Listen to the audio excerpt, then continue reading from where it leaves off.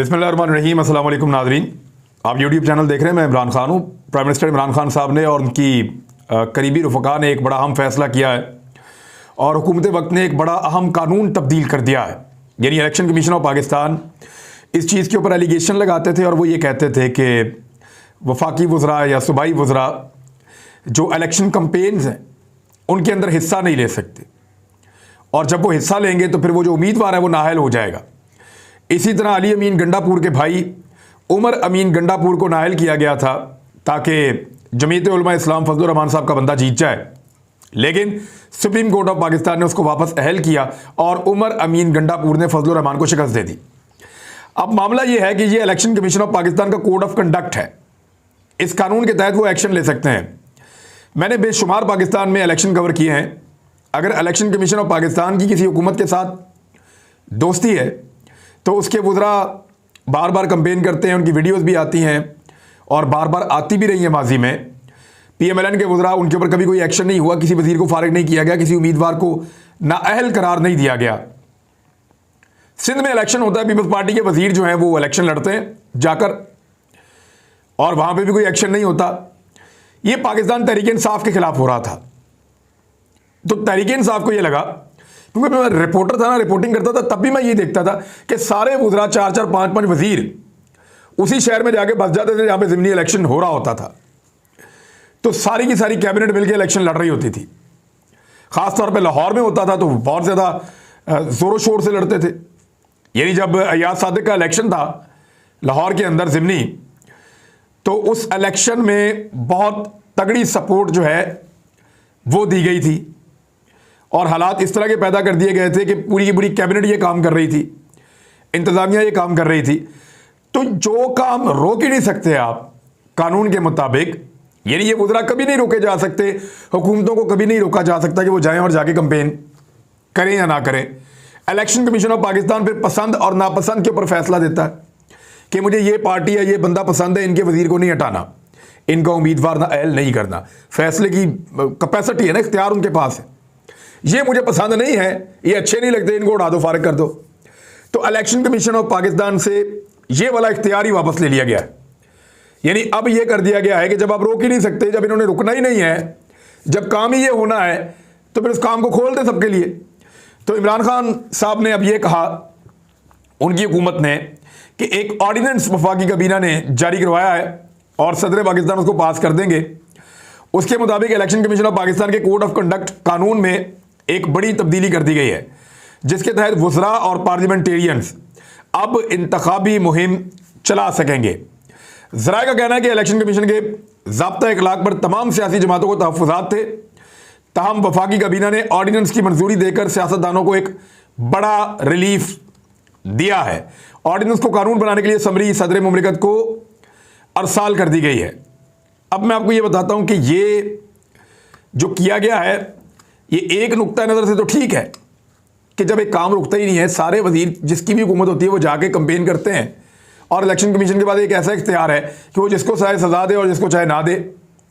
और इसके अंदर इस तरह का मामला होता भी है कि किसी के साथ इंसाफ होता है और किसी के साथ नहीं होता, ना इंसाफ़ी भी होती है बाज़ औक़ात। तो ये नुक्ता ठीक है कि इसको खोल दें फिर सबके लिए, अगर नहीं रोक सकते तो। लेकिन दूसरी जानिब पाकिस्तान तहरीक इंसाफ माजी में बार बार ये इल्ज़ामात लगाती रही है कि मुस्लिम लीग नून के वज़रा इलेक्शन कैंपेन में क्यों आ रहे हैं, क्योंकि जब वज़ीर आता है तो वज़ीर की वजारत भी साथ आती है, उसका अपना एक प्रोटोकॉल है वो भी साथ आता है, और वो रियासत का नुमाइंदा होता है, रियासत की ताकत को कंट्रोल कर रहा होता है अपने महकमे की हद तक, तो वो बड़ा बाअसर होता है। तो वो अपना असर रसूख उस इलेक्शन के ऊपर असरअंदाज करने के लिए इस्तेमाल कर सकता है। इसलिए पाकिस्तान में ये चीज़ ख़त्म की गई है। हालांकि अमेरिका में तो ये होता है कि एक सदर मौजूद होता है और उसकी मौजूदगी में इलेक्शन होता है और दूसरा सदर जीत जाता है। यानी ये जो अभी हालिया इंतखाबात हुए अमेरिका में, सदर डोनाल्ड ट्रंप ने करवाए हैं। डोनाल्ड ट्रंप अपनी कंपेन भी कर रहा था, अमेरिका के फैसले भी कर रहा था, खुद सदर अमेरिका भी था। जब बराक ओबामा का दौर था तो वो भी यानी सदर भी थे और अपनी पार्टी के लिए कंपेन भी कर रहे थे। तो जो बाइडन जब अगला इलेक्शन आएगा तो वो सदर भी होंगे और वो कंपेन भी कर रहे होंगे अपने इलेक्शन के लिए। तो या तो इसको बिल्कुल वैसा कर दें तो या फिर अगर कानून है तो फिर उसके ऊपर सबके लिए एक जैसा अमल दरामद करें। यहां इलेक्शन कमीशन में दरखास्तें पड़ी रहती हैं, लोग मिन्नतें करते रहते हैं, तो कुछ भी नहीं होता। तो इस नुक्ता नज़र से ये ठीक भी है एक तरह से, और एक तरह से वसाइल और ताकत को इस्तेमाल करने का एक जरिया भी बन सकता है। हमें बहुत इंप्रूव करने की ज़रूरत है। एक और खबर यह है कि शहबाज शरीफ साहब की जहांगीर तरीन से खुफिया मुलाकात हुई है, और ये ज़राए ने खबर बाहर निकाली है। इससे पहले जहांगीर तरीन मुबैना तौर पर मौलाना फजल रहमान से भी मिले हैं, उन्होंने अपने लोगों से भी मुलाकात की है, और अपना एक इत्तेहाद बनाकर वो इस्तेमाल करना चाह रहे हैं सियासी मफाद के लिए। मुमकिन है कि वो अपने लोगों के लिए मजीद वजारतें ले सकें, मुमकिन है कि वो मजीद फंड ले सकें, लेकिन जहांगीर तरीन के लिए सबसे बड़ा मसला ये है कि उनके अपने ऊपर जो केसेस बने हुए हैं उनमें उनको रिलीफ दिया जाए। ख़ास तौर पे जो मामला FIA में है, क्योंकि FIA वफाकी हुकूमत वजारत दाखिला के अंडर में है। तो शहबाज शरीफ और जहांगीर तरीन वो दोनों फंसे हुए हैं। आज उन दोनों ने मुलाकात की है आपस में। वैसे इनके वकला भी एक जैसे होते हैं, इनकी तंजीमें भी एक जैसी होती हैं, इनका जो माफिया का काम करने का स्टाइल है वो भी एक जैसा होता है। चीनी को एक ही तरह ब्लैक करते हैं, एक ही तरह मार्केट में लाते हैं, वो सारे काम एक ही तरह के हैं इनके। तो अब एक ही जगह पे बैठ गए हैं और बैठ के इन्होंने फैसला किया कि अगर बचना है तो फिर हमें इत्तेहाद बनाना पड़ेगा। मुबैना तौर पर जो बताया गया है वो ये है कि शहबाज शरीफ साहब ने मदद मांगी जहांगीर तरीन से कि आप हमारी मदद करें तरीके अदम एतमाद में। जहांगीर तरीन ने अपनी स्ट्रेंथ शो की है कि ये बंदे मेरे पास हैं। चंद दिन पहले वो इकट्ठे भी हुए थे, और अभी हाल ही में उन्होंने एक मैच भी देखा है PSL का लाहौर में, एक बॉक्स के अंदर बैठकर इकट्ठे। तो तरीन साहब और शहबाज शरीफ साहब, दुख दोनों का एक जैसा है, और दोनों के दुख का इलाज भी एक है कि इमरान खान से जान छुड़ाओ। तो मुझे लगता है कि तरीन साहब शायद इस मरतबा PMLN को इस्तेमाल करेंगे। ये वही PMLN है जो पिछले एक दहाई से इमरान खान को सिर्फ एक ही आदमी का ताना दे रही है, जहांगीर तरीन। जहांगीर तरीन सबसे बड़ा डाकू, सबसे बड़ा चोर। शहबाज शरीफ साहब के बेटे ने मेरे प्रोग्राम में कहा, सलमान शहबाज ने, कि पंजाब का सबसे बड़ा डाकू, सबसे बड़ा चोर इमरान खान की पार्टी में है। मैंने कहा कौन है? कहते जहांगीर तरीन।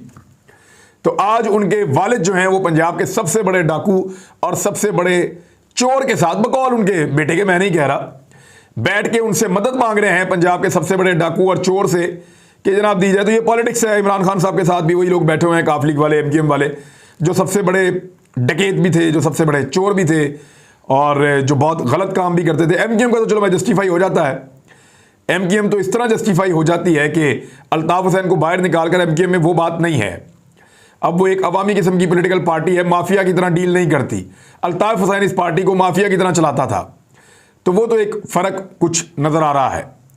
दूसरी जानिब जहाँ तक बात है काफ लीग की, तो ये वही काफ लीग है, और ये आज भी वही काफ लीग है, ज़्यादा फ़र्क नहीं है। इमरान खान साहब किसी वक्त में ये बात बताएंगे, इस वक्त वो ये बात नहीं करेंगे, और मेरे ख्याल में उनको इस वक्त ये बात करनी भी नहीं चाहिए। तो ये दो बड़ी इंपॉर्टेंट खबरें पाकिस्तान में से थी, मैंने आपको बता दी। अब आ जाए रशिया और अमेरिका का पंगा, वो बहुत आगे निकल गया है, बहुत ख़तरनाक हद तक निकल गया है। आज का जो अभी हाल ही का स्टेटमेंट है वो दिया है अमेरिकी सदर ने। उन्होंने कहा कि मुझे पूरा यकीन है कि पुतिन ने हमला करने का फैसला कर लिया है। रूस हमला करे या ना करे, अमेरिका इस तासुर को बहुत ज़्यादा बढ़ाना चाहता है, क्योंकि वो नेटो को पूरे के पूरे मशरकी यूरोप में एक्टिव करना चाहता है।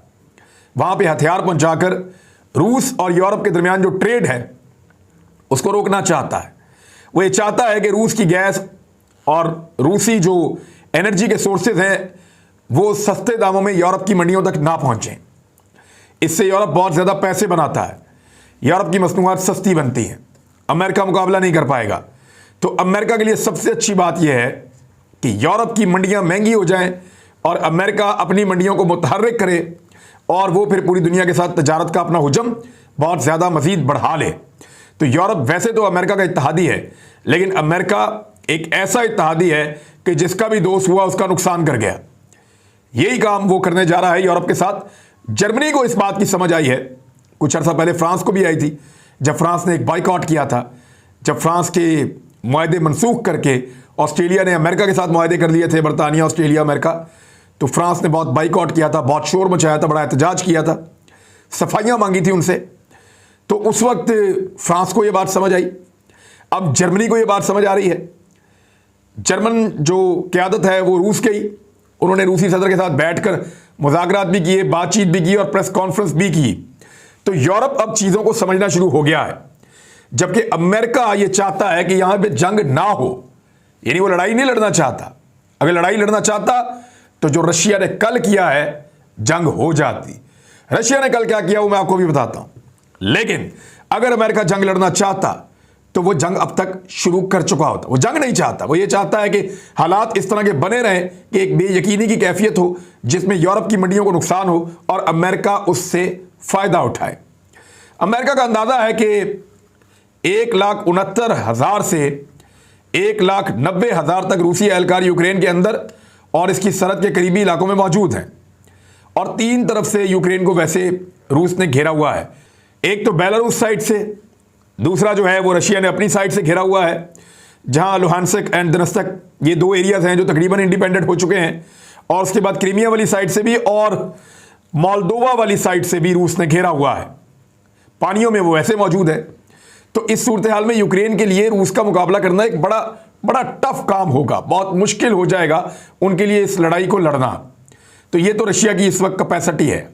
अब इस तरफ आए कि हुआ क्या पानियों में और हवा में, जो अमेरिका को एक मौका मिला था जंग करने का, लेकिन अमेरिका ने रिटेलिएट नहीं किया। और ये खबर जो है ये CNN पे छपी है और ये खबर कह रही है कि बड़ा क्लोज इनकाउंटर हुआ है मल्टीपल रशियन मिलिट्री जेट्स का ओवर द मेडिटेरेनियन सी।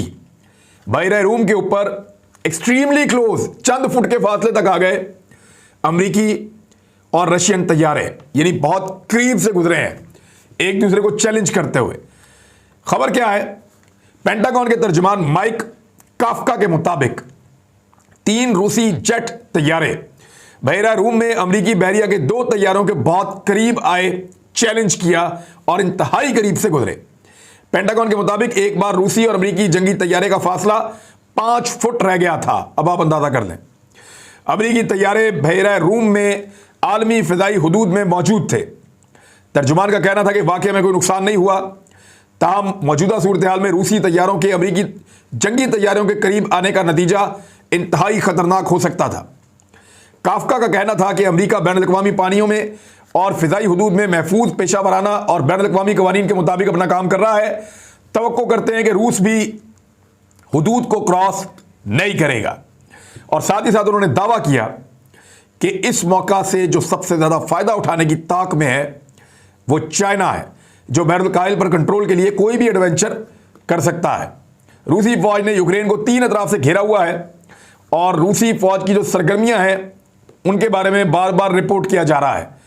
ख़ास तौर पे ये भी बताया जा रहा है कि बड़ी ख़ास तोपें, ख़ास हथियार और बैलिस्टिक मिसाइल्स और इवन जो गनशिप हेलीकॉप्टर्स हैं और बहुत बड़ी तादाद में ड्रोन्स, जो कुछ रूस के पास मौजूद है, क्योंकि रूस ने शाम में और मशरकी यूरोप के इलाकों में हालिया लड़ाइयों से बहुत कुछ सीखा है। उन्होंने अपनी गलतियां सुधारी हैं। अब वो फौज जो है वो महीनों तक इन इलाकों में क़याम कर सकती है और यहाँ पे लड़ाई भी महीनों तक कर सकती है। तो प्रैक्टिकली रूस की फौज एक बदली हुई और बहुत तेज़ फौज है। उन्होंने कुछ शोबों में बड़ा शानदार काम किया है। यानी 2 चीज़ें ऐसी हैं जिन्होंने रूसी फौज को बदल कर रख दिया है। एक तो इन्होंने इस दौर के अंदर जदीद असला बहुत तेज़ी से दिया है रूसी फौज को, जो पुतिन का दौर है इस दौर में, और उनकी नकलो हरकत को बहुत तेज़ कर दिया है। रूसी फौज पहले जिस रफ्तार से मूव करती थी अब उससे कई गुना ज़्यादा तेज़ रफ्तार से मूव करती है। इसके अलावा जो साइबर का शोबा है, साइबर अटैक्स, उसके शोबे में इन्होंने बहुत महारत हासिल की है और बहुत बड़ी बड़ी रकमें इन्होंने इसके ऊपर खर्च की हैं रशियंस ने। और ये सारा कुछ हुआ है रूसी सदर पुतिन के दौर के अंदर। तो रूस की फौज जो है वो काफ़ी हद तक बदल गई है, ज़्यादा खतरनाक है। ये अमेरिकन असेसमेंट्स हैं और ये BBC की रिपोर्ट है जो ये बता रही है। एंटनी ब्लिंकन ने कहा कि रूस इंतहाई खतरनाक हथियार यानी कीमियाई हथियार इस्तेमाल कर सकता है जब वो यूक्रेन के ऊपर अटैक करेगा। तो उस वक्त रूस बार बार ये कहता है कि इस किस्म की अजीबोगरीब बातें करके अमेरिका दुनिया का टाइम ज़ाया कर रहा है। एंटनी ब्लिंकन ने जो कहा ये अमेरिका पहले भी कह चुका है इराक के बारे में कि उनके पास वेपन ऑफ मैस डिस्ट्रक्शन है, उनके पास कीमियाई हथियार है जिससे वो दुनिया को तबाह करेंगे। लेकिन वहाँ से कोई हथियार बाद में नहीं मिले, हालांकि मिलियन से ज़्यादा लोग जो हैं वहाँ पे मारे गए अमेरिकन तशद्दुद की वजह से और अमेरिकी हमले की वजह से। अब रूस ने उसके ऊपर जो रद्द अमल दिया वो बड़ा सख्त है।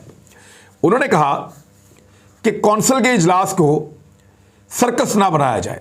बार बार कहा जा रहा है कि रूस यूक्रेन पर हमला कर देगा, हम कब हमला कर रहे हैं? और दूसरी जानिब रशिया ने जो स्टेटमेंट दिया वो बड़ा शानदार है। उन्होंने कहा कि हमने एक गोली चलाए बगैर मगरिब को जलील और रुसवा करके रख दिया है, क्योंकि अमेरिका ने तारीख दी थी ना 16 फरवरी को अटैक हो जाएगा यूक्रेन के ऊपर। सारे के सारे विजिलेंट थे, कभी इधर अखबार, कभी उधर अखबार, कभी बयानात, कभी ये, कभी वो, कभी अक़वाम मुत्तहिदा।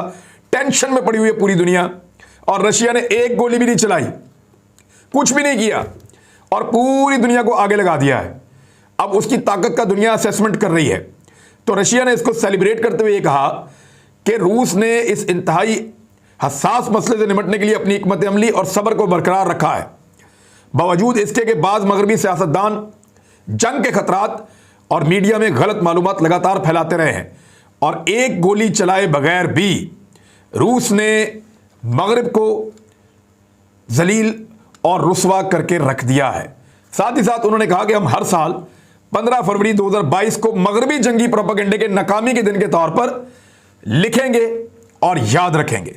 तो ये तो जी अभी इस वक्त सूरत हाल थी रूस की, अमेरिका की और पाकिस्तान की कुछ इंटरनल जो खबरें वो भी अब तक मैंने पहुंचाई। अगली वीडियो तक के लिए इजाज़त दीजिएगा, अपना ख्याल रखें, अपने इस चैनल का भी। अल्लाह हाफ़िज़।